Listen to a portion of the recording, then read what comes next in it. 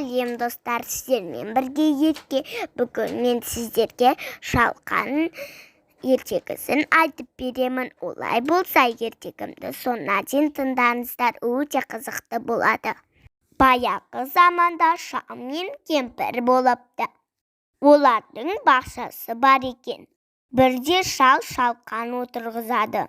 Шалқаны үлкен болып өседі. Бір күні шал шалқанды жерден суырып алмақшы болады. Ары тартады, бері тартады. Бірақ шалқанды шығара алмайды. Шал көмекке кемпірін шақырады. Кемпір шалдан, шал шалқаннан ұстап, ары тартады, бері тартады. Бірақ орнынан қозғалта алмайды. Кемпір көмекке немере қызын шақырады. Немересі кемпірден, бір шалдан, шалқаннан ұстап, ары тартып, бері тартып, тағы да суырып шығарып алмайды. Немере қызын итін шақырады.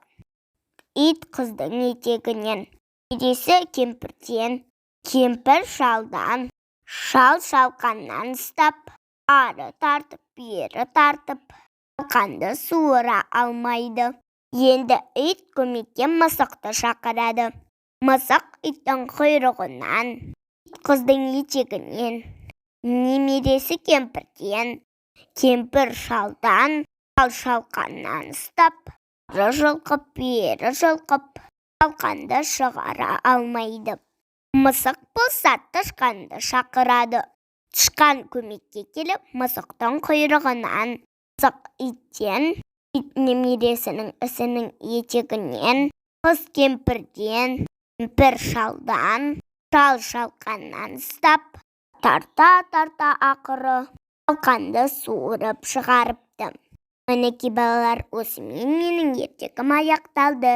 Егер менің ертегім ұнап жатса, лайк басып тіркеліп кетіңіздер.